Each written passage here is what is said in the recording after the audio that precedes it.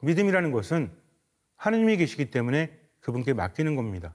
지금의 내 현실, 어려움을 보는 것이 아니라 현실의 절망을 보는 것이 아니라 하느님을 바라보면서 지금을 살아가야 합니다.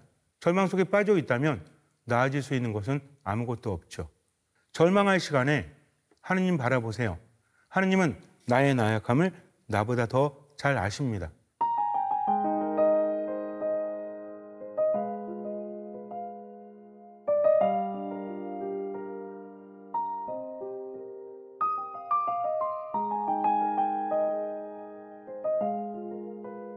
참 예수님, 평화방송 시청자 여러분 안녕하십니까? 지난 한 주간 잘 지내셨습니까? 최왕진 라파의 듣는 마음 듣마 신부입니다. 그동안 제가 여러분과 함께 하느님에 대해서 또 우리에 대해서 이야기하고 있는데 믿음이라는 것은 하느님과의 관계라는 것, 이것이 가장 중요하다는 것을 우리는 알아야 합니다. 믿음이 있다면 어떤 일이 있을까? 예수님께서는 믿음으로 청하는 것은 다 받게 될 거다. 너희들이 믿음으로 청하면 다 이루어질 거다. 라고 우리에게 말씀하십니다. 그렇다면 그 믿음이란 과연 무엇일까요? 내가 뭔가를 열심히 하는 것, 그래서 하느님께서 그 행동을 보시고 내 삶 안에 기적을 일으켜주시는 것, 그것도 믿음이죠. 그런데 믿음이라는 것은 하느님을 얼마만큼 아는가, 또 하는 게 얼마만큼 맡기느냐, 이것이 가장 중요합니다. 내가 할 수 있는 부분은 크지 않다는 거죠. 하느님께서는 나에게 내가 할 수 있는 만큼을 요구하십니다. 그렇기 때문에 사람들마다 다른 거죠. 중요한 것은 그분의 몫이 더 크다는 것입니다. 그래서 믿음이라는 것은 내가 뭔가를 한다는 것이 중심이 아니라 하느님께 얼마만큼을 맡기느냐. 그런데 맡긴다는 것도 쉬운 건 아니죠. 상대방을 알지 못하는데 어떻게 맡길 수 있겠습니까? 맡긴다는 것은 상대방을 아는 것입니다. 아는 것만큼 맡길 수 있는 거죠. 아이들이 부모에게 모든 것을 맡기죠. 처음 태어나서 부모를 알아보고 함께 살아가면서 제대로 알게 되는 것입니다. 그래서 하나님에 대해서 안다는 것도 부모와 자식의 관계와 비슷해요. 또 연인과 부부의 관계와 비슷합니다. 지식적으로 누군가를 아는 것이 아니라 함께 살아가면서 관계 안에서 안다는 거죠. 말이 좀 어려울 수 있겠지만 예를 들어서 어떤 사람이 있는데 이 사람이 직장인이고 사회인이고 이런 것들이 있잖아요. 객관적인 정보가. 그런데 가족은 다르지 않습니까? 나의 남편, 나의 아내, 나의 아버지, 나의 자식들. 바로 이것이라는 거죠. 다른 사람이 객관적으로 보는 정보하고는 별 상관이 없죠. 나하고의 관계 안에서 그 사람은 의미가 있는 것입니다. 하느님은 전능하신 분이시다. 하느님께는 불가능함이 없다. 그분은 모든 것을 아신다. 물론 중요하죠. 그러나 더욱더 중요한 것은 하느님은 나에게 어떤 분이신가? 바로 이것입니다. 우리는 성경을 통해서, 말씀 묵상을 통해서 하느님을 알 수 있죠. 하느님은 말씀을 통해서 우리에게 오십니다. 그래서 성경이라는 것은 믿는 이들에게 있어서 단순한 정보를 제공하는 이야기를 전해주는 책이 아니라 성경은 살아있는 말씀이죠. 말씀은 들어야 됩니다. 단순히 지식을 채우는 것이 아니라 말씀을 들었다면 그 말씀을 실천하는 겁니다. 그러면 그 안에서 체험이 쌓이게 돼요. 말씀은 따를 때 체험이 주어지고 이 체험을 통해서 믿음은 성장하게 됩니다. 하나님을 알면 알수록 우리는 많은 것을 맡길 수 있고요. 많은 것을 맡길수록 우리 삶 안에서는 기적이 일어난다는 거죠. 그래서 엄청난 초자연적인 기적이 중요한 것이 아니라 내 마음이 변하고 내 생각이 변하고 내 삶이 변하는 기적, 그것은 하느님을 알고 그분께 모든 것을 맡길 때 가능하다는 것, 우리는 분명히 기억해야 합니다. 성경을 보면 병자들이 예수님을 만났을 때 저마다 처지에 맞게 자신들의 믿음을 드러내죠. 이것을 하나의 공통된 것으로 생각해 본다면 바로 이것이죠. 예수님이 누구신지 알아보는 겁니다. 그리고 그분께 나아가는 겁니다. 그리고 그분께 맡기는 것입니다. 그리고 기적이 일어나죠. 예수님이 누구신지 알았다면 이제 내가 그분께 나아가야 한다는 겁니다. 하느님께 나아가는 것은 저마다 삶에 따라서 다르죠. 최선을 다하는 겁니다. 여기서 중요한 것이 할 수 있는 만큼 보이는 만큼이라는 거죠. 할 수 있다는 것은 개인의 능력입니다. 보이는 만큼이라는 것은 말씀을 통해서 우리에게 전해주시는 만큼.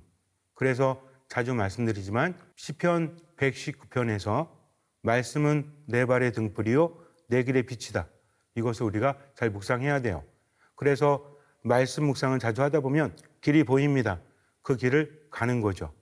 중요한 것은 때로는 그것이 내 뜻과 다를 때가 있어요. 그럼에도 불구하고 하나님을 신뢰하는 거죠.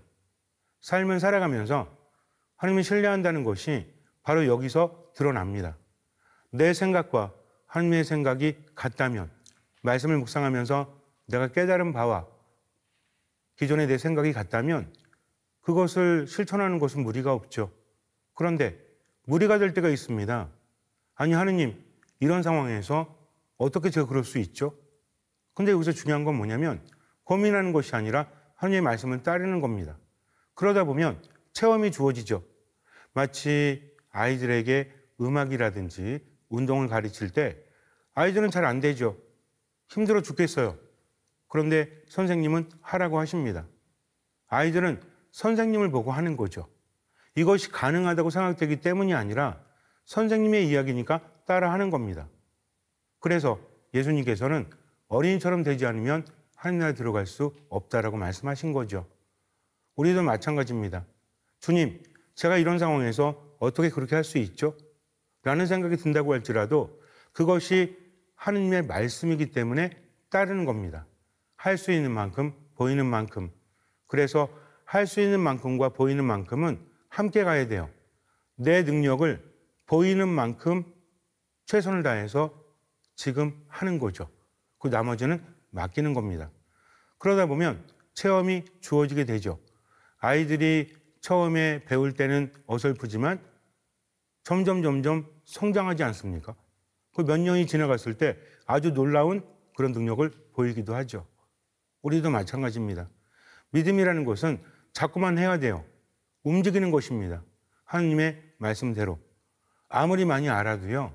움직이지 않으면 의미가 없다는 거죠. 그래서 말씀을 듣고 그 말씀대로 살아가는 것은 하느님이기 때문에 그 말씀이 하느님의 말씀이기 때문에 내가 믿고 따른다. 그리고 모든 것을 맡긴다. 그러면 그 안에서 기적이 일어나는 겁니다. 삶의 어떤 처지에 있든지 이 말씀을 잊지 말고 살아가세요. 하느님 믿고 보이는 만큼만 할 수 있는 만큼만 살아가면 됩니다. 기본적으로 가장 중요한 것은 우리는 하느님 없이는 아무것도 할 수 없다는 거죠. 예수님 말씀하십니다. 나는 포도나무요 너희는 가지다. 가지가 나무에 붙어 있지 않으면 아무런 열매도 맺을 수 없다. 그런데 붙어 있다면 많은 열매를 맺는다. 너희는 나 없이는 아무것도 할 수 없다.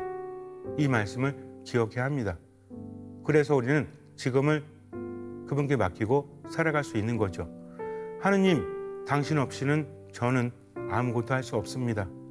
그저 최선을 다하겠습니다. 당신 믿고 나머지는 알아서 하십시오. 이것이 아멘이라고 했죠. 이것이 피앗이라고 했죠. 아멘이라는 것은 아만에서 온 말인데 동의합니다. 그대로 이루어질 것입니다. 하면서 하느님께 모든 것을 맡기는 거예요. 참 재밌지 않습니까? 내가 하느님께 청하면서도 결국에는 하느님 뜻대로 하소서 저도 동의합니다 라고 말하는 거죠. 피앗은 성모님이 하신 말씀 하느님의 말씀대로 그대로 제게 이루어지기를 바랍니다. 지난번에 말씀드렸었죠. 그래서 피앗이라는 것은 아멘이랑 비슷한 뜻이긴 한데 바로 제게 이루어지소서라고 하는 겁니다. 그래서 아멘과 피앗을 자주 소리내서 말씀하시면서 세상을 살아가신다면 하느님께서 함께 하십니다. 어쨌든 중요한 것은 우리는 하느님 없이는 아무것도 할 수 없다는 거죠. 스페인의 길가에 버려진 자전거 한 대가 있었습니다. 여기저기가 휘어지고 녹이 쓴 데다가 바퀴도 심하게 찌그러져 있었어요. 도저히 고쳐쓸 수가 없는 상태였습니다. 그런데 시간이 지나면서 그 주변으로 점점 더 많은 쓰레기들이 쌓이기 시작하는 거예요. 이내 자전거는 완전히 쓰레기 더미 속으로 사라지고 말았습니다. 그런데 어느 날 한 노인이 오더니 쓰레기 더미를 뒤지기 시작을 하는 거예요. 한참을 뒤집더니 녹슬고 찌그러진 자전거를 꺼내 들었습니다. 그리고 자전거를 어깨에 둘러매더니 왔던 길로 사라져 버렸어요. 자전거를 집으로 가져온 노인은 자전거를 내려놓더니 연장을 이용해서 안장과 핸들을 떼어냈습니다. 그리고 안장과 핸들의 여기저기를 두드리고 다듬더니 이내 안장 위에 핸들을 거꾸로 붙여버렸어요. 그러고는 잠시 바라보며 생각하더니 어디론가 황급히 사라져 버립니다. 약간의 시간이 흐른 후에 다시 노인이 돌아왔습니다. 핸들과 안장에 뭔가를 들이붓는 거예요. 그리고 또 이리저리 두드리더니 작업을 이어갑니다. 한참 시간이 흐르고 난 다음에 작업을 끝내는지 연장을 내려놓은 노인은 자신이 만든 것을 흐뭇하게 바라봅니다. 그리고 말했습니다. 이제 너는 더 이상 버려진 쓸모없는 자전거가 아니다.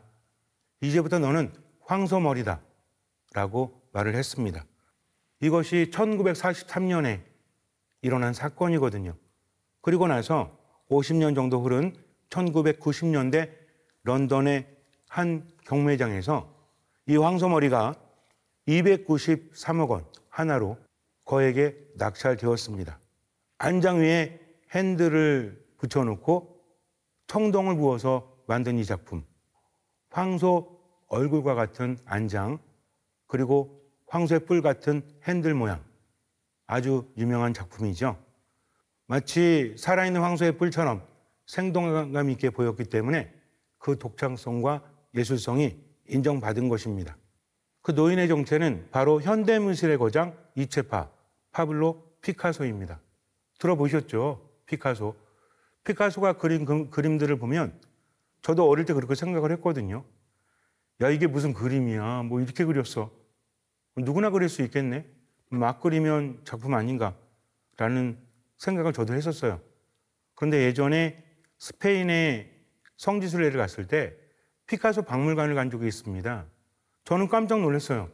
왜냐하면 피카소가 어릴 때 그린 그림들은 너무나 놀라운 작품들이었기 때문입니다.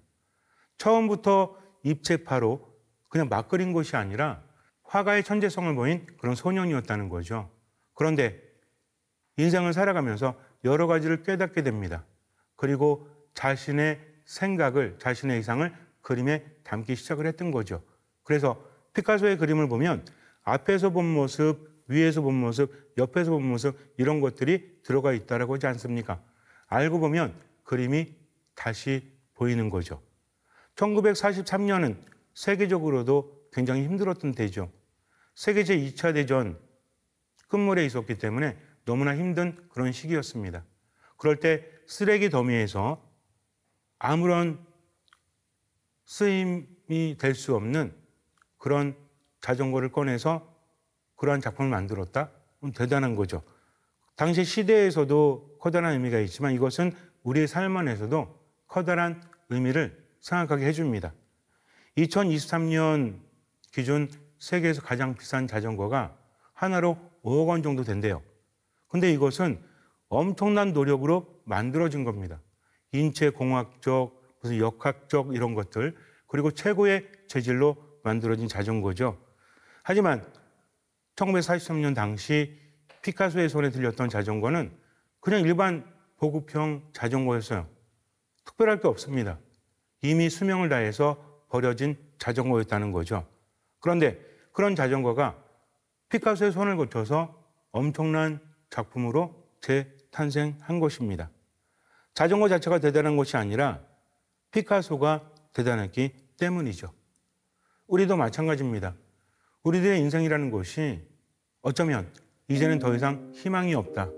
너무나 볼품 없어서 이제 더 이상 시도해 볼 만한 기회도 없다. 나이도 많고 병도 들고 능력도 없다. 세상이 요즘 그렇지 않습니까? 뭔가를 하려고 해도 가진 게 없어요. 능력도 없습니다. 더군다나 나이도 많아요. 그러다 보니까 희망을 가질 수가 없는 거죠. 때로는 절망 속에 깊이 사로잡히다가 이러면 안 되겠다. 다시 한번 해봐야지 하면서 노력하지만 현실은 만만치가 않습니다. 그렇기 때문에 더 깊은 무력감 속으로 빠져들게 되죠. 불안합니다. 두렵습니다. 그렇기 때문에 현실을 회피하고 싶죠. 어쩌면 어쩔 수 없이 뭔가를 하고 있지만 마음속에는 깊은 우울감, 불안, 두려움이 나를 점점 휘감아오는지 몰라요. 그래서 삶이 힘듭니다. 그럴 때 어떻게 해야 될까요? 믿음이라는 것은 하느님이 계시기 때문에 그분께 맡기는 겁니다. 내가 대단하기 때문이 아니라 하느님께 맡긴다는 거죠. 그래서 우리는 지금의 내 현실, 어려움을 보는 것이 아니라 현실의 절망을 보는 것이 아니라 하느님을 바라보면서 지금을 살아가야 합니다. 어떤 형제님이 삶이 너무 힘들어서 사업에 실패하고 또 가족들에게도 너무나 미안하고 또 빚을 진 사람들에게도 너무나 미안해서 어떻게 할 도리가 없어가지고 죽으려고 마음을 먹었습니다. 산에 들어가서 자살을 해야 되겠다라는 생각을 했던 거죠. 천주교 신자로서 이렇게 스스로 생을 마감한다는 것이 너무나 죄송하고 안타깝지만 그러고 싶은 것이 아니라 길이 없기 때문에 사는 게 너무 힘들었어요. 아무런 희망도 없이 정신적인 괴로움, 또 뭘 할 수도 없다는 그런 막막함, 절망감에 이제 끝내야 되겠다라는 생각을 했던 거죠. 산에 들어가는데 산 초입 언덕에 조그만 성당이 하나 있었습니다. 그래도 천주교 신자니까 자신도 모르게 발걸음이 성당으로 이어졌습니다. 성당에 들어갔는데 미사를 드리고 있는 거예요. 맨 뒷자리에 앉아서 눈을 감고 듣고 있었습니다. 그런데 그때 이런 복음 말씀이 들렸어요. 내 안에 머물러라. 나도 너희 안에 머무르겠다. 가지가 포도나무에 붙어 있지 않으면 스스로 열매를 맺을 수 없는 것처럼 너희도 내 안에 머무르지 않으면 열매를 맺지 못한다. 너희는 나 없이 아무것도 하지 못한다. 이 말씀이 들리는 거예요. 너희는 나 없이 아무것도 하지 못한다. 그래, 지금 나는 아무것도 할 수 없어. 그렇다면 저분을 믿으면 되지 않을까라는 막연한 생각이 들었다고 합니다. 고개를 들어서 제단을 바라보는데 십자가가 눈에 들어오는 거예요. 너무나 익숙한 십자가. 그동안 살아오면서 수도 없이 봤거든요. 근데 그날은 조금 다르게 보였습니다. 평상시에는 뭉뚱그려서 십자가가 보였다는 거죠. 십자가는 무엇입니까? 고통이잖아요. 괴로움이잖아요. 그런데 그날은 십자가가 아닌 십자가 위에 달리신 예수님이 눈에 보이는 거예요. 복음 말씀 때문이었을까요? 어쨌든 십자가가 아닌 예수님을 바라보면서 이런 생각이 들었어요. 주님, 당신 없이는 저는 아무것도 할 수 없습니다. 저는 이제 당신만 믿고 살아가렵니다. 그리고 미사를 마친 후에 그는 자신의 삶으로 돌아갔어요. 여전히 바뀐 건 없습니다. 그런데 생각이 바뀌고 마음이 바뀌었어요. 그래, 보이는 만큼만 살아가자. 하느님 믿고 최선을 다하자. 알아서 해주시겠지. 라는 생각이 들었어요. 그래서 채무자들을 찾아가서 미안하다고 말합니다. 정말 솔직하게 말했어요. 제가 죽으려고 했습니다. 그런데 제가 죽으면 돈을 돌려줄 기회는 영영 오지 않습니다. 기다려 주십시오. 어차피 제게 받는 것이 최선이 아니겠습니까? 저도 살아보겠습니다. 이 말을 들은 채무자들 대부분은 그렇게 하겠다고 했어요.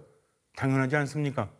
어차피 안 줘도 떼어먹고 도망가거나 교도소에 가거나 또는 죽거나 그럴 수도 있는데 갖겠다고 하니까 기다려주는 거죠. 최선을 다해서 막노동을 하면서 여러 가지 일을 하면서 대리운전, 아르바이트 이런 것들을 하면서 하루하루 살아갔습니다. 처음에는 너무나 힘들었어요. 그런데 하루하루 살아가면서 움직이게 되니까 이제는 더 이상 걱정한다는들 의미 없다는 것을 알았잖아요. 그저 최선을 다해서 살아갈 뿐 누구만 보고 하느님만 바라보면서 미사에 꾸준히 참여하면서 그렇게 살아갔습니다. 그러던 어느 날 한 지인에게로부터 연락이 왔어요. 원래 이 사람이 하던 일은 이게 아니었잖아요. 사업을 하던 사람이었죠. 그렇기 때문에 여러 가지 노하우와 또 인맥을 가지고 있었거든요. 그 사람이 말합니다. 나와 함께 동업을 해보지 않겠습니까? 당신에게 아주 중요한 자리를 주겠습니다. 하면서 회사의 중역으로 그를 스카우트했습니다. 그의 삶이 달라진 거죠. 열심히 했습니다. 인정받습니다. 또 열심히 했습니다. 그는 말합니다. 이제 어느 정도 빚을 갚았습니다. 아직도 남아있죠. 그런데 중요한 것은 예전의 내가 아닙니다. 이제 저는 만족하며 삽니다. 이제 저는 감사하며 삽니다. 하느님 믿고 그저 최선을 다하는 것, 이 삶이 저에게는 행복입니다. 라고 말합니다. 우리들의 인생이란 게 그래요. 어차피 어떤 선택을 하면 다른 것은 얻지 못합니다. 내가 힘들기 때문에, 괴롭기 때문에, 나이가 많기 때문에 절망 속에 빠져 있다면 나아질 수 있는 것은 아무것도 없죠. 우리는 분명히 기억해야 합니다.